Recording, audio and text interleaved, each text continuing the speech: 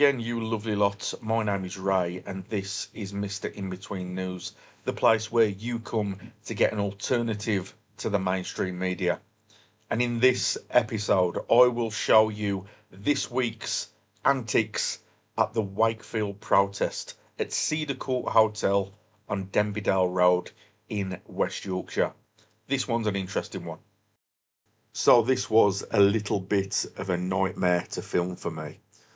When I go to these things, whether I'm with Dave McDave or I'm on my own, I tend to wear a body cam. I've got mics to set up, and I never do that beforehand. I always like to scope out what's going on, and it gives me something to do while I'm looking around and doing a little bit of a recce.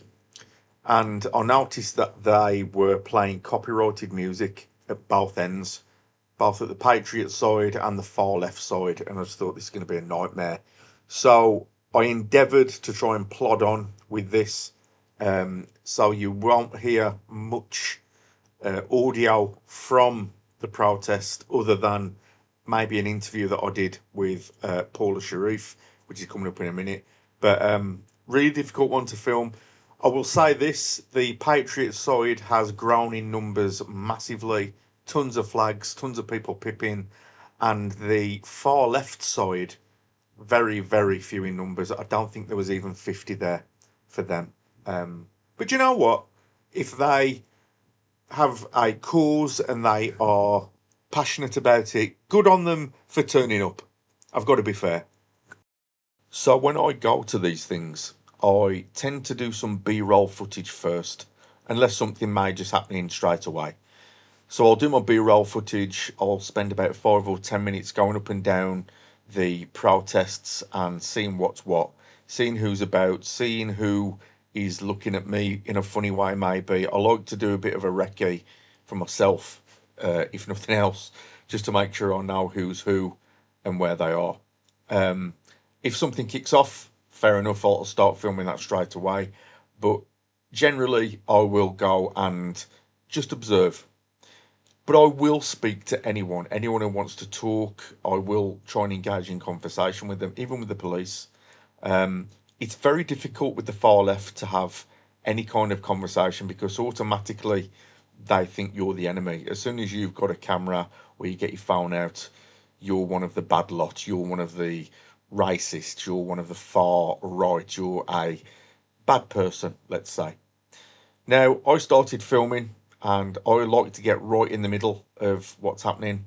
And as soon as I did that, Paula Sherriff, who is a former MP for Dewsbury in West Yorkshire, pointed at me and called me over. And I thought, yeah, no problem, I'll go and speak to this person. I had no idea who she was at first until she introduced herself. And that's what you're going to see now.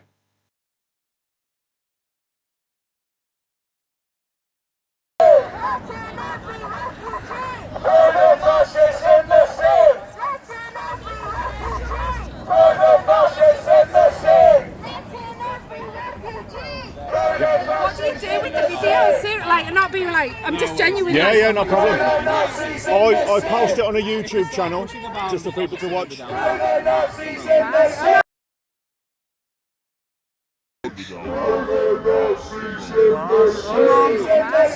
just. It's all right. You can ask questions. Yeah, no, just. I'll answer any questions you want. Just genuinely interested. Like. What brings you here today then? So, I believe that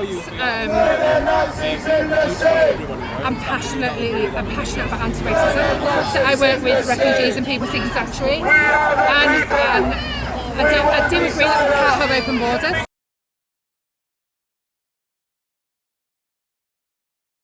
I do agree that we can't have open borders.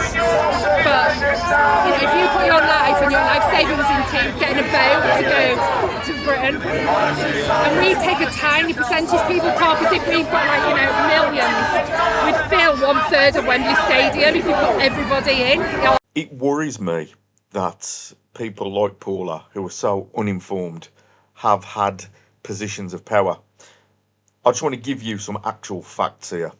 So, in the last 5 years, from 2020 to now, 352 100,000 people have claimed asylum in the UK. Now, if she's saying that we only take in an amount that would only 2/3 fill Wembley Stadium, unless Wembley Stadium's capacity has gone up by thousands and thousands, she's talking knackers.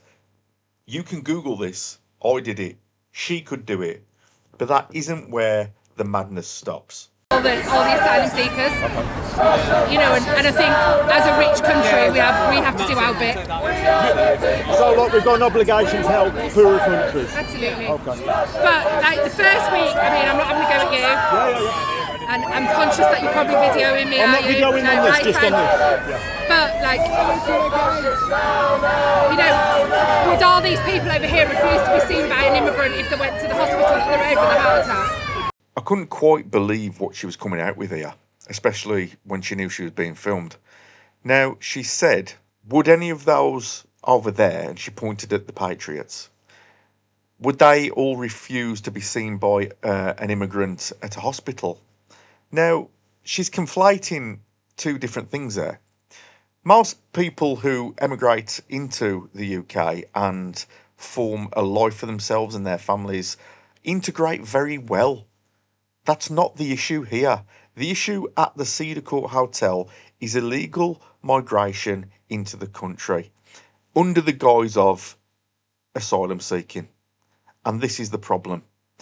What Paula either chooses to ignore or doesn't know, which I think is probably worse because she used to be an MP, is that the people who are opposite her on the other side of the fence have genuine concerns about the safety of their neighbourhoods, their families and their friends. If undocumented people are coming into the country and they are given a place to stay like a hotel and they are allowed to roam free, undocumented, unchecked, you're going to get problems. That's common sense. Sadly, a lot of MPs don't have any common sense. You know, to me, like, what's the difference? Like, you know, and I think, like, everybody's got a right to protest, and I totally support protest. But the first week I came here, there were people on your side doing Nazi salutes. Whoa, Paula. What are you talking about? My side. Ray hasn't got a side. I look at things objectively, and I form an opinion from that. I'm not on one side or the other. There's some things the left do absolutely shamefully, and there's some things the right do shamefully, and I will call both out. But why has she said that to me? 60 seconds in, 90 seconds into this conversation, and she's put me in the category of the Patriots. Why is that? Why? Is it the colour of my skin? Is it the way I talk? Is it just because I've got a camera in my hand and I'm pointing it at the lefties? No, I'm not saying you. Not my side. So just to be clear, I'm totally independent. I'm not. Well, there were people on that side doing Nazi salutes. And then because I used to be a politician, high profile, and they know my name, I don't care less. Shouting, Paula Sherriff, we know where you live. And then they say they're protecting women. And then they said they were going to rape me. Like, I mean, like, you know, can you see the, like, you know, you're not protecting women and children by threatening sexual violence. Now, I can't speak on what she has heard or what's been said to her. I can't. If someone has, or if many people have, said things like that to her while she's been at a protest, absolutely disgusting, get it reported, get those locked up. It's the one thing that I agree with the law on in terms of free speech. Incitement to violence of any type should be come down hard on by the law, 100%. But I've never heard any language like that from the Patriot side, never. And if I did, I'd call it out there and then. I don't know what she's heard. I don't know what's been said to her. I will assume that what she's saying is correct, but without evidence, you know, that can't be backed up. But I will say this, anyone that is doing things like that at a protest, either side, needs to be arrested, 100%. as an outsider looking in, and I do try and stay as independent as I can when I'm here.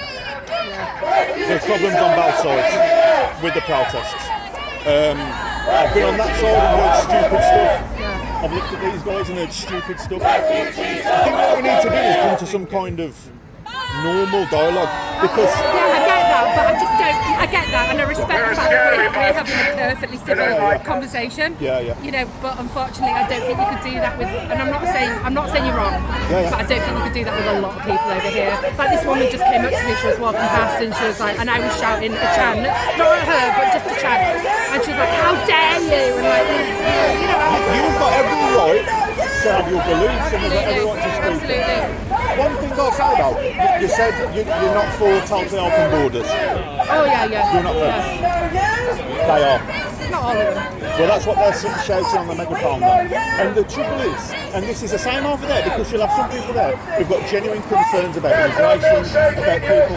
They'll have genuine, there's got to be. But you also have idiots. Yeah, absolutely. Yeah. And you also have Fair. So I think the problem is with these kinds of protests. My mum used to say to me, show me who you hang about with and I'll show you who you are. So it's hard to like... I know what you mean. It's hard to do. Fair enough. Thank you very much. Cheers, mate. Thank you.